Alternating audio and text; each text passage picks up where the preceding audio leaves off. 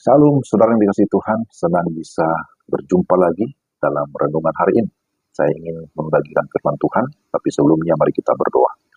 Tuhan, kami mau membaca dan merenungkan firman-Mu. Terangilah hati kami, beri damai sejahtera, sehingga kami dapat mengerti firman-Mu dengan baik. Dalam nama Yesus. Amin. Filipi 4 ayat 11. Kukatakan ini bukanlah karena kekurangan, sebab aku telah belajar mencukupkan diri dalam segala keadaan. Tema kita, belajar mencukupkan diri. Saudara-saudara yang dikasihi Tuhan, konteks dari bacaan kita mengisahkan tentang Rasul Paulus yang berterima kasih kepada jemaat Filipi oleh karena mereka memberikan perhatian terhadap Paulus dalam pelayanan. Paulus melayani sebagai misionaris dari satu tempat ke tempat lain dengan begitu gigih, bersemangat memberitakan Injil. Tentulah dalam setiap perjalanan pelayanan membutuhkan materi atau dana untuk segala kebutuhannya tiap-tiap hari. Namun dia tidak khawatir. Mengapa? Oleh karena dia mengenal siapa Allah yang sudah memanggilnya, bahkan mengutusnya. Paulus menegaskan keyakinannya dalam Filipi 4 ayat 19.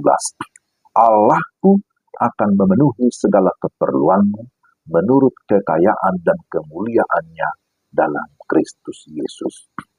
Saudara, setiap kita baik secara pribadi maupun di tengah-tengah keluarga, hendaklah memiliki dasar iman seperti Paulus. Percaya bahwa Tuhan sanggup memenuhi segala keperluan kita. Amin. Dengan kata lain, kita berkata, Yehovah Jireh, Allah yang mencukupkan. Secara fakta, banyak orang, banyak keluarga yang bermasalah oleh karena masalah kekayaan, oleh karena masalah harta. Hidupnya dikendalikan oleh kekayaan, dikendalikan oleh materi atau hepeng, uang. Ya. Sebaliknya ada juga keluarga yang bermasalah karena masalah kemiskinan, masalah sakit, penyakit, penderitaan, sehingga hidup dalam keputusasaan atau hopeless. Jadi sebenarnya baik di dalam kekurangan maupun di dalam kelimpahan, setiap orang harus selalu waspada. Karena kedua hal itu dapat membawa orang kepada ketidakpercayaan akan Tuhan. Karena itu, mari kita melihat beberapa ciri pribadi yang mau mencukupkan diri. Pertama, dia memiliki kepedulian atau perhatian terhadap sesama. Dalam ayat 10, Paulus bersuka cita karena jemaat Filipi memiliki perhatian terhadap Paulus dan pelayanannya. Mereka sangat konsen, ya. Mereka sangat berkonsentrasi, memberikan perhatian terhadap pelayanan. Mereka memberi bukan karena mereka kaya, karena mereka memiliki banyak harta, kelimpahan, tetapi terlebih karena ada kepedulian kasih yang dilakukan dengan kesadaran, pikiran, dan perasaan. Selagi masih ada kesempatan, maka berilah jikalau ada sesuatu yang bisa kamu berikan. Ada ungkapan menyatakan, banyak juga habis, tetapi sedikit juga cukup.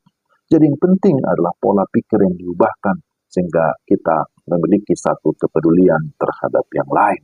Yang kedua, mampu menerima diri dalam segala keadaan. Ayat 11. Paulus berkata, sebab aku telah belajar mencukupkan diri dalam segala keadaan.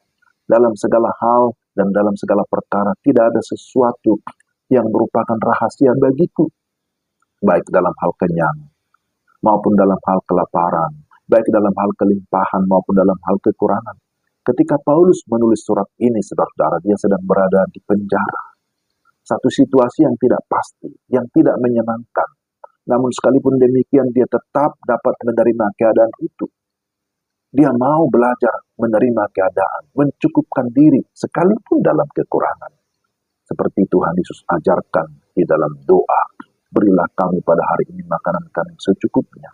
Mencukupkan diri mengajar kita untuk hidup sederhana, hidup di dalam berhemat, bahkan juga dalam kerendahan hati. Yang ketiga, mengucap syukur senantiasa. Belajar mencukupkan diri bukan hanya bisa menerima diri dalam segala keadaan, tapi mampu bersyukur dalam segala keadaan. Paulus mengucap syukur kepada Allah setiap kali dia mengingat jemaat. Filipi 1 ayat 3. Dia juga mengajar jemaat untuk hidup dalam pengucapan syukur. Maka dia berkata, mengucap syukurlah dalam segala hal. Mari kita belajar mengucap syukur kepada Allah, bukan semata-mata karena berkat-berkat yang dia sediakan, tetapi terlebih karena Tuhan memberikan dirinya untuk kita. Dia sudah memberikan hidupnya untuk kita, sehingga kita memperoleh kehidupan yang sesungguhnya.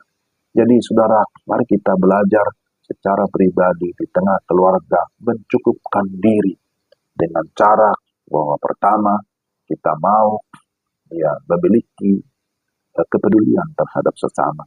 Kita mampu menerima diri, mencukupkan diri dalam segala keadaan, dan kita mau atau juga mampu untuk bersyukur dalam segala situasi apapun.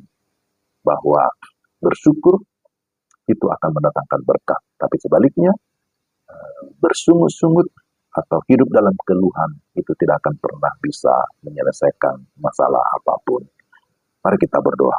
Tuhan, terima kasih kesempatan ini. Kami bersyukur untuk firman Tuhan yang selalu meneguhkan hati kami, mengingatkan kami supaya kami tetap mengandalkan Tuhan dalam segala keadaan. Sehingga kami dapat mampu mengucap syukur sekalipun kami dalam kekurangan, dalam kelemahan. Tuhan kiranya meneguhkan hati kami, Tuhan memimpin kami menjalani hari-hari ini. Terpujilah Engkau dalam nama Tuhan Yesus. Amin. Demikianlah renungan kita hari ini. Tuhan memberkati saudara-saudara sekalian. Salam.